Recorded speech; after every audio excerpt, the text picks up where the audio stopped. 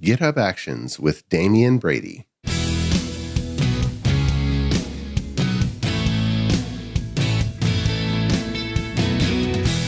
The Azure DevOps Podcast is a show for developers and DevOps professionals shipping software using Microsoft technologies. Each show brings you hard-hitting interviews with industry experts, innovating better methods, and sharing success stories. Listen on to learn how to increase quality, ship quickly, and operate well. And now your host, Jeffrey Palermo.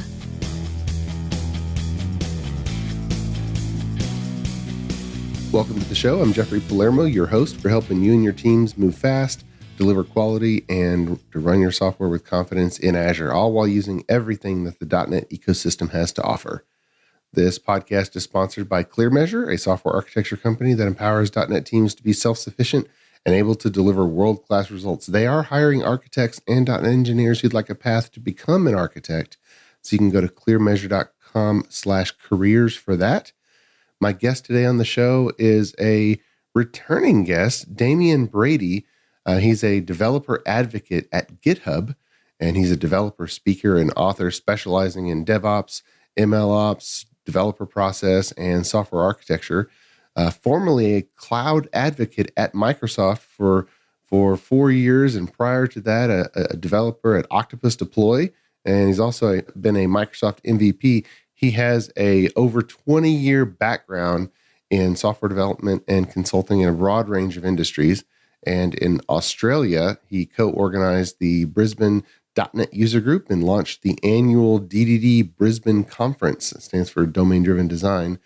And Damian Brady was on the show on the Azure DevOps podcast way back in episode number 8. And so we'll include a link in the show notes for that. But Damian, welcome back to the show. How are you, sir? Thanks. I'm well. How are you? I'm great. It's been a long time since you've been back on the show, but a lot's changed in your world since then. Yeah, show number 8. That's a long time. That was 2018. Wow. I mean, Microsoft acquired GitHub. I mean, just in that time frame, really, and a whole lot's changed. But before we kind of dive into GitHub Actions, just so listeners can hear, what is the organization now with GitHub and Microsoft? And there's a lot that's together, but at the same time, there's a lot that's separate. How would you describe that landscape? That's a pretty accurate summary, really. I mean, GitHub is still relatively independent in the way that they operate and they do their work. So we are owned by Microsoft. So Microsoft acquired GitHub. So right through our CEO, once you get to our CEO's level, that it starts to go back up through Microsoft at that point. But inside GitHub, we try to be a little bit more agnostic around cloud providers and platforms and things like that. So we use plenty of Microsoft tooling and plenty of tooling that's not Microsoft. We have systems and features and all sorts of stuff that supports Azure, but it also supports AWS and GCP and all of the other options as well. And we try as much as we can to kind of be where the developers are, regardless of which platform they're at or which ecosystem they live in. So yeah, it is an interesting relationship, I guess. We definitely, and personally because I work for Microsoft, but we definitely love Microsoft stuff, but we want to make sure that everything GitHub works really well with everyone else as well. Yeah. And just want to touch on a little bit of your background as we dive into GitHub Actions. In part of your bio, you worked at Octopus Deploy for a period of time. And I mean, you and I did some webinars back then, but you've just been all over the automated deployment space and where ops meets dev. What is it about that space that kind of really captures your imagination, that really pumps you up? Whereas, some people say, no, I just want to write code. And they're talking about, the latest framework for screens and all that. But you spent a lot of time. What is it about that just jazzes you up? I don't know. I definitely get that as well. I have spent some time where I'm like, I just want to write code. I think there was a number of customers, number of people I worked with at one point where, the bottleneck is not writing the code, or the path to success for the company is not, cutting code as fast as possible and as elegantly as possible.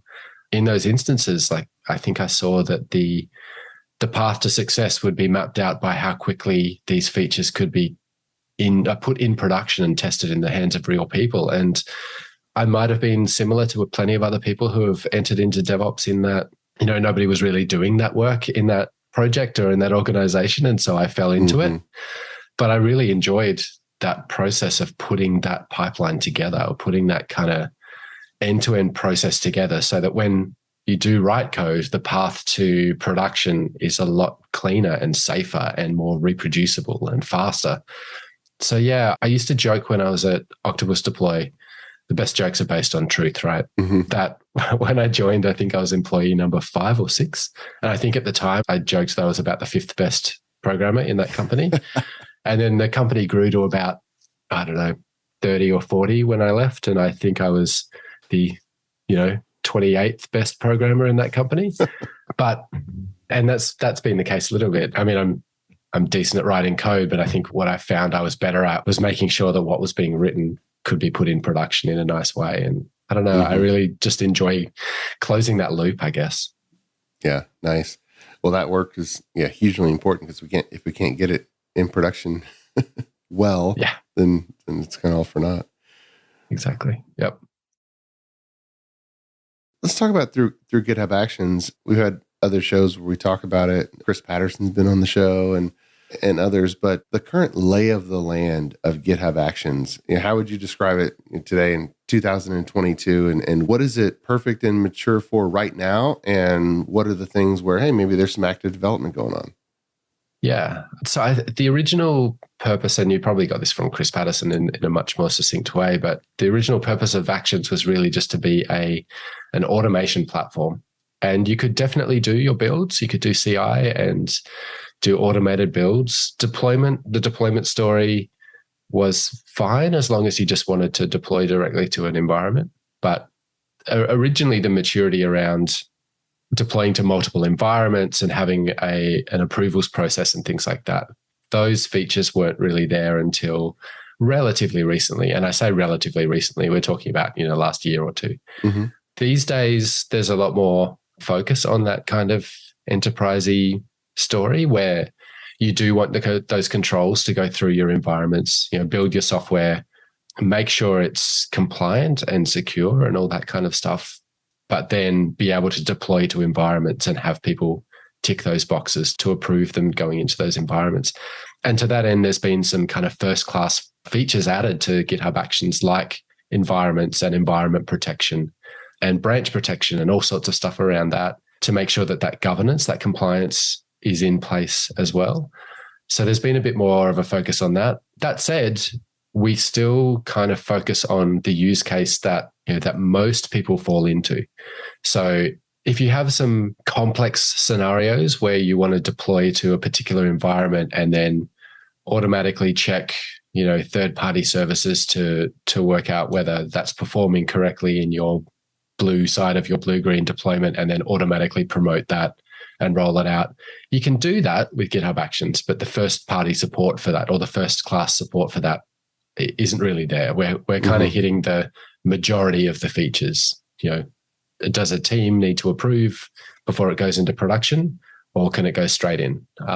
Can you deploy from your main branch, from your dev branches or your feature branches, or can you only go to production from your main branch? So those kind of low-hanging fruit, or the big rocks, I guess, is what we've been aiming at. So that's for mature processes that are fairly straightforward, where you need approvals to go into different environments and you want to protect those environments. GitHub Actions does a great job these days. If it's an extremely complex scenario, or you want to run through a number of automated gates and checks and things like that, then you can do it, but it's going to require a little bit of work. Okay. Maybe we could take the listeners through just kind of the mainline scenario on its way to production, where you have a team build and then maybe a series, I don't know, let's just 3 environments, like really small and just sequential. And then now you're in production and things are running, and what that looks like. So for starters, sure, is all of that modeled in one workflow file? How many workflow files, and how is it typically split up if you're doing the build, but then also doing a series of deployments and maybe some automated test runs on the way? Yeah, so typically and traditionally, I guess, with GitHub Actions, everything is kind of in one workflow, like that entire pipeline from I'm going to do my build all the way through to going in production. That's not to say that everything runs, not concurrently, but sequentially. You can the way I generally structure it personally would be a CI build job. So the workflows are made up of a number of different jobs that can run in parallel or run in sequence, so they can depend on each other. So I would generally have a CI job, which does the build, and the result of that build would be an artifact, a thing that we want to deploy to our environments, whether that's a zipped up package or a folder of files or something, essentially. Does GitHub have a package repository, or what does that look like? There's a couple of ways of doing it. You can upload it to the workflow run itself. So when that workflow runs, you can say, I want to upload an artifact. And then when you have a look at the results of that run later on, there are files attached to it. That's really handy if you're working inside that same workflow run as well. So if you have a CI and then a deploy to staging, deploy to production or something like that, each of those jobs can pull down the artifacts from that run. And it's very straightforward. You don't need to worry about credentials or anything like that. So that's one way of doing it. If you were to separate your workflows, or you want to use those resources in a different workflow, let's say you're building a library that you use in a number of projects, then there's GitHub Packages, which is a package manager built into GitHub. It's similar to, if you built a Docker container pushing that image to Docker Hub, but it's built into GitHub. The big advantage of that, I guess, is the credentials and the permissions that the job runs as, or the actions workflow runs as, should have, or you can give that permissions to your GitHub Packages repository as well. So you can just say, hey, I want to go and get this package. And provided your workflow has permission to do that, it will just pull it down.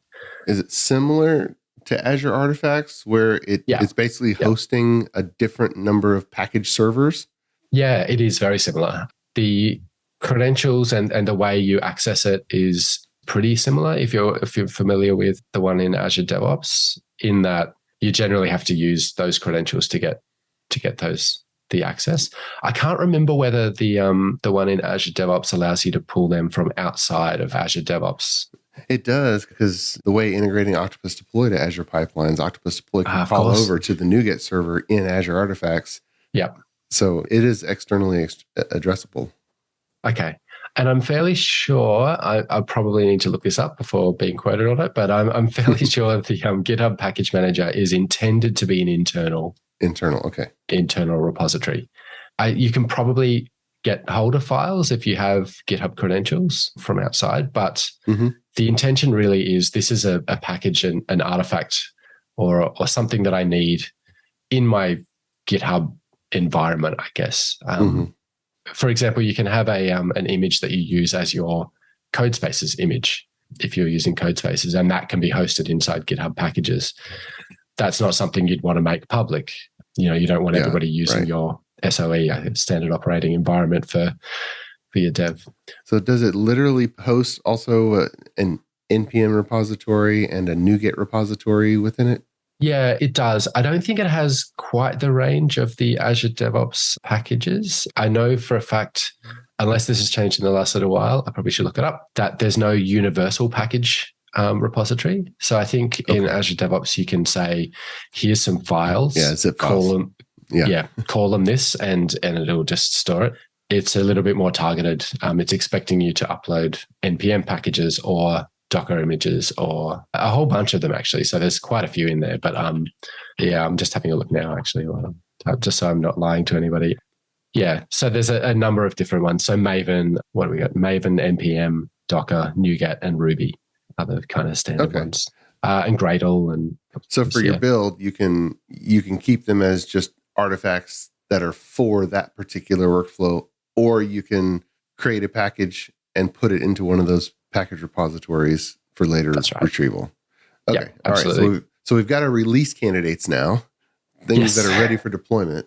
So what does it look like to transition to deploying to that, first pre-production environment in your chain? Yeah. So if you're doing a CI/CD kind of environment, the first job would be that CI, that build. We'd end up with the artifact, and then you would have a subsequent job defined in that same workflow file to deploy to your test environment, for example. When you write the YAML, so all of the workflow definitions are in YAML format. When you write that YAML, you can give it a couple of instructions. You can say, this job needs the build job, in which case it won't run in parallel. It'll wait until that build job is complete, and then you know that you can pull down that file. And the first task in that job would be, pull down that file. And that's important because each job runs in its own independent machine instance. So there's a few reasons it does that. One is that you may have different jobs in that same workflow that run on different operating systems. So maybe you want to compile your application in Linux and then actually deploy it to an IIS server. And to do that, it's better to run it on a Windows agent. So you do it over there. So you have that dependency. You say needs build or whatever the name of that first job is. But then you can also define that this is going to an environment. And so environments is a first-class citizen inside GitHub. It's available for all public projects. And I think private projects, you need to be using GitHub Enterprise to make use of this. But an environment is basically a definition of a place that you are going to deploy your stuff to. So in your repository, you could define an environment called staging, an environment called test, an environment called production. But then you can add some protection to those environments too. So you might want to say, for any job that targets my production environment, before it goes in there, I need somebody from this team to approve it. Or before it goes in there in a workflow, I need you to wait 6 hours.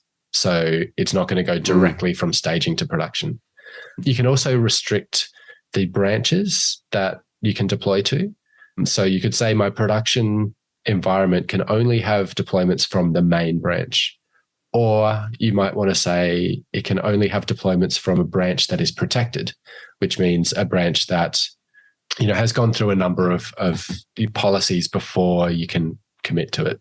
So quite often people will say they're protecting their main branch, which means that you have to submit a pull request and it has to go through a pull request process before it hits the main branch.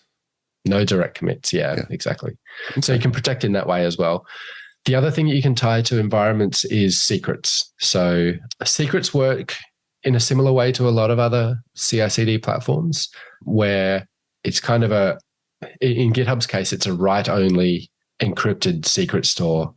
So you would put in something like your Azure publishing profile, for example. And so you would set a secret, give it a name, and then set that publishing profile content as the value. And once it's saved, you can't pull it back out again. You can override it, but you can't read from it in normal day-to-day. Yeah. But your action can use that value as it's working. So your deployment, you may have a deployment job that says, right, step one would be pull down the artifact from this workflow or from GitHub packages. Step two might be, write some config or change some config or something along those lines. And then step three might be deploy to Azure. And because you're in the staging environment, you can use the secret value for your staging environment, for your Azure publishing profile. And what do the non-secret variables look like? So in general, non-secret variables, we put them in the repository. So anything you put in secrets is encrypted. It's kind of a little bit case by case. Some people like to put everything in the secrets, but and never put anything that you'd use as a variable in code. Some people put some of that stuff in environment variables defined in that YAML, in that workflow. So that's probably the most common way of putting things that aren't secret. You define them in that YAML workflow as environment variables. But there's no equivalent to Azure DevOps or Azure Pipelines, like non-secret variables. So ones that you can just see and edit. Yeah. Or you can kind of see the difference of the changes between them, environment to environment. Yeah. Yeah. It's fairly basic. It's fairly straightforward that if you store something in secrets, then it's a black hole. So for regular variables, YAML is a code file and you just put a variable in the code file. Exactly. Yeah. And of course you wouldn't want to put things like, your Azure credentials in that because then it's living in your repository. If somebody clones your repo, it's right there. That's right. Every developer, if it's not in secrets, every developer that clones your repository is going to see it. Yes. Yeah, exactly right. Okay. Many thanks to our podcast sponsor, Clear Measure.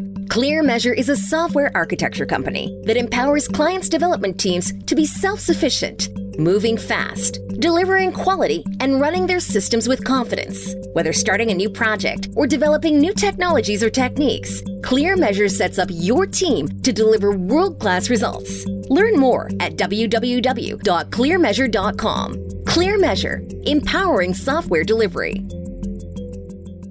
So let's say we've deployed to our test environment and it's used the Azure Publishing Profile secret attached to that test environment, but there's no protections on it, which means as soon as that CI, the build step completes, you'll deploy to test. And then maybe your staging environment has an approval from a particular team. At that point, the workflow run will stop and it will just wait for that approval or wait for whatever that protection is, essentially. If it's a branch protection, so let's say you've run this workflow from targeting a feature branch, and then your staging environment says I can only go from my main branch, then at that point you just can't continue. It stops. That's the end of the workflow. Otherwise, yeah, if you can go on, but it's waiting for an approval, it'll just stop and wait for that approval. Okay. The amount of time that it can sit there waiting is configurable, but we do have limits on that. I can't remember off the top of my head what they are, but they're quite long. So I think if it's waiting for longer than a month, it's probably going to stop. But there's no processing that's really going on at that point. It's paused. So you're not paying actions minutes because you're in between jobs at that point. Yeah. And speaking of the action minutes, this pool of machines, I think when GitHub was acquired and it was coming up, there was talk of the same pool of computers that Azure Pipelines was using. To what extent is there still overlap, and where is it deviated? Yeah, there is a bit of overlap. The actual machine definitions themselves are very, very similar, if not the same. I can't remember what state we're actually at, but if you but have they're a look, all in Azure, right? Or are they in they are all in GCP Azure. or AWS? No, I believe they're all in Azure now. So yeah, they live in, I think we have them across a few regions, but at the moment, I don't believe you can change what region your workflow will run in. It will just run in one of our regions. There is some work going on around that, but it's early days. So there's not really anything I can tell you there, I'm afraid. But as far as I know, yeah, all of the runners are in Azure. That said, you can self-host your own runners. And there's a couple of ways you can do that, actually. You can self-host on any number of, like some huge number of platforms. You could feasibly have a GitHub Actions runner running on a Raspberry Pi that's sitting on your desk, for example, and run the work on that. There was a feature released a while ago which would allow you to listen to events, things like, hey, I have a job that needs to run on an agent that has, or a runner that has this particular label or this particular tag. And you could tie into that event and have kind of the ability to spin up those environments. So you'd have these ephemeral runners that would basically spin up infrastructure to run a job and then tear it down afterwards, which is really handy for potentially long running or expensive jobs that you don't do that often, which can happen sometimes in ML. So maybe every month you actually want to run, a decent workflow that does a whole bunch of training for a few hours. In that case, you don't have to have the machine sitting around. You can tie into those events and spin them up and tear them down. Yeah. Yeah. One of the frustrations that people have with Azure Pipelines and the hosted agents is that for jobs that take a very small amount of time, the wait time for spinning up that agent and just waiting for it to start running yours could be the same, And so with GitHub using the same infrastructure and spinning it up, is there a way for a development team to say, I'm okay with paying for, 2 or 3 agents all day during our workday, just so that we don't wait for that time or is that not available? It'd be pretty much the same. I think the way to do that really would be to run your own infrastructure, run your own agents on that infrastructure. Because the other thing you don't get to choose at the moment, and this is just at the moment, is the size of these machines that does that compute for you. Yeah, that's right. We are, hopefully I'm not spoiling anything here, but we are looking at adding the ability to choose the size of these runners as well. So you can say, hey, I actually want a machine that has a ton of RAM because I know that that's required for my build. So use one of those agents rather than just picking the operating system. At the moment, the way to do that is to run your own infrastructure. And having cloud VMs and things for build agents is not an uncommon practice. It can also help if you need to do things inside your own network. Then having a runner that runs inside your network, because it reaches out to GitHub. So you don't need to worry about opening ports and things like that so much. It'll reach out to GitHub for that connection. It means that you can talk to SQL servers in your environment or, use credentials that are internal to your network and things like that. So that's the other reason people might do. Because you're in your network. Yeah. Yep. Exactly right. Okay. So just as a corollary, with Azure pipelines, the steps that come out of the box, for instance, would be like, hey, grab a deployable NuGet package from Azure Artifacts and then throw it up to app service. And they have, built in out of the box, you just put a few variables and that's all you have to do. What do the steps look like when you're deploying, let's say to that, you got Azure App Service website and you got a SQL Server database. What do the steps look like? And are they in the marketplace like that? Or are you running command lines? So those are the two options, really. There's actions that are in the marketplace, and then you can also run your own scripts. You could, of course, write your own actions. They're not that hard to do. And there's a few kind of benefits to the way that GitHub Actions works that makes writing your own easy. At time of recording, there's about 14,300 actions in the marketplace.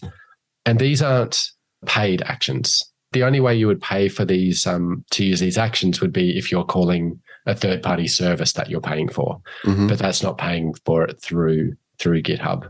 All of these actions are, free to just kind of use. Obviously, with that number, it's good and bad, right? If you want to do something pretty standard and there's 40 different actions to do it, which one do you choose? So you can look for ones that have a lot of stars and ones that are from verified publishers. So, for example, if you wanted to deploy to Azure, Azure has a ton of actions that they publish. And so the example you said before of deploying the app service, then there's a very clear app service deployment action from Azure that you would use. And other than that, it looks very much the same as pipelines. Okay. It's a slightly different syntax with the YAML, but ultimately you're saying, I want to use this action, and you can pin it to a version of that action just in case you don't want upgrades to break things unexpectedly. And so you can pin it to a version and say, I want to use this action to do my work. And, here are the variables that I'm going to pass you, things like publishing profiles, for example. And so other than that, it'd be quite similar to the way that pipelines works. So it sounds like the guts is all there of building and deploying to multiple environments in a chain with Azure pipelines, Octopus Deploy. There's a dashboard where you can see a line of the number of your environments over and what release candidates, what build numbers are deployed to what environments. What do you see in GitHub Actions when you have all this built out? Yeah, so you can have a look at what's in each of these environments as well. So you can see, we said that setting up the environments before, and then you could have different jobs that target those environments. That information gets tracked. So you can see this was the workflow run that deployed to this production environment on this date, triggered by this person. You can drill in and see it was approved by this person at this time. Here's the comment that they left. But also, the CI build was triggered based on this commit, and that commit is tied to the issue that was in GitHub.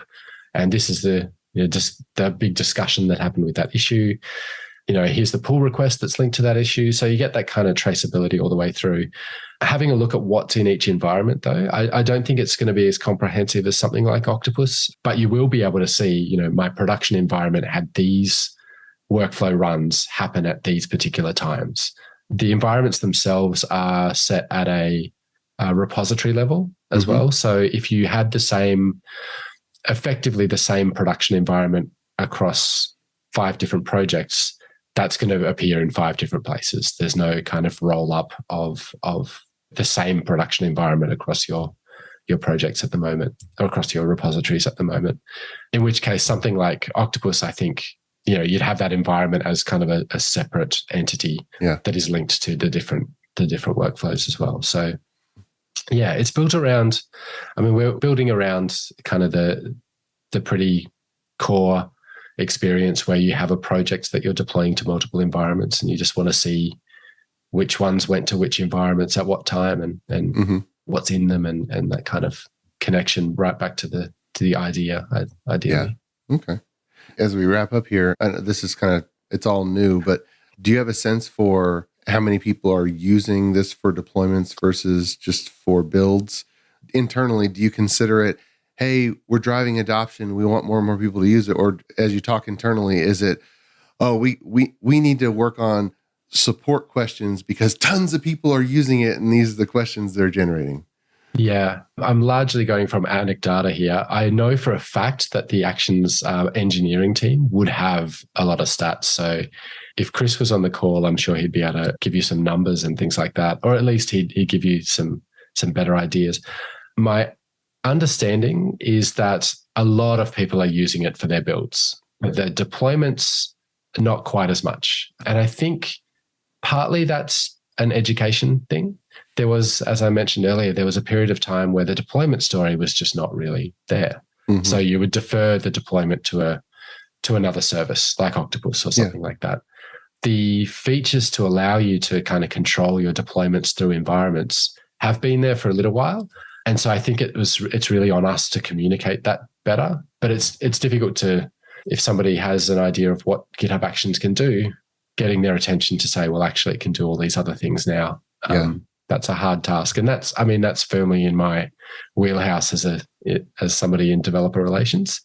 But yeah, we have had little campaigns going to try and raise awareness of the fact that we Actions can do CD really well and deploy, right from Actions without needing a third-party service. But I think you're right in that a lot of people are using it for build. Like a huge number of people are using it for build. The number of minutes that we use at any one time is gigantic. But yeah, the actual deployments themselves is not quite as high. Yeah. Well, I'll confess that I'm using it for builds in various places, and it's just drop dead simple for that scenario. So. Yeah, and it's worth mentioning as well that Actions is not just for builds as well. That there's a lot of other things that Actions can do. From responding automatically to issues to kind of, notifying you when somebody forks your repository to doing all sorts of other stuff as well. So CI is just one part of it. And then the continuous deployment stuff is another part of what it can do. So there's a lot of stuff that can happen as a result of Actions workflows running. Yeah. And there's so many different types of software as well. Like for instance, even Azure pipelines, it's paired with app service for mobile apps, Android and iPhone apps, and with the new Maui release and more people doing the smartphone apps, pushing to app stores and checking on crash reports and things that are mobile specific. It's still that App Center product that Microsoft acquired that used to be called Hockey App. So yes, I remember that. Are there discussions of trying to get some platform or target specific features into Actions, or is it more, no, there's other products we're probably not going to invest to that extent, we're just going to integrate with them? Yeah, there's some discussions. We work pretty hard to make sure that Actions is going to work across a lot of different platforms and a lot of different services. To a large extent, though, just because of the huge range of things that you can do and places you can deploy to and platforms you can use, we find that it's largely those platforms or those organizations that are building those Actions, to do that work. So the focus is on making it kind of easy to write those Actions so that those teams can do it. I know, like a couple of examples, Octopus Deploy has Actions that know how to communicate with Octopus Deploy. Yeah. And that was the team at Octopus that did that work. Similarly, all the Actions for Azure were written by Azure. They weren't written by GitHub people. We have seen as well, and Octopus is another good example where people have written tools to generate GitHub Actions workflows to integrate with their services. So Octopus actually has a tool. I can't remember the URL, but I'm sure if you ask one of those guys, they'd be able to give it to you, it'll generate a GitHub Actions workflow in its entirety when you point it at a project, like a .NET project, and it'll say, here's what you need to put in your Actions workflow definition to work with Octopus Deploy. I was kind of gratified to see, I think, the single page web app stuff that's happened over at Microsoft as well. There's even command line stuff which will generate a GitHub Actions workflow file for your project. And so that's the way, they've set up. You say, I want to deploy this thing, and it says, okay, great. Here's an Actions workflow. Nice. Which is, I love the way that they're doing that. It's great for us as well. But yeah, for sure. And the fact that it's stored in the Git repository is a huge architectural step.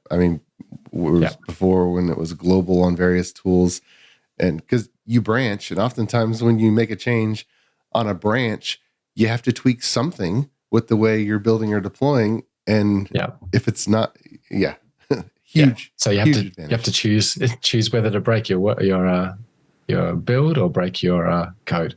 Right. I suppose at a time, before you fix it. So definitely. And even, the fact that somebody can clone your repository and know not just what your code looks like and what it does, but how your code is built, how it's deployed, can be hugely beneficial. Yeah. Well, Damian, thanks so much for coming back on the show. It's a long time coming, but I appreciate all the updates on GitHub Actions. Yeah, of course. It was fun. Thanks for having me. Oh, my pleasure. And until next time, keep shipping.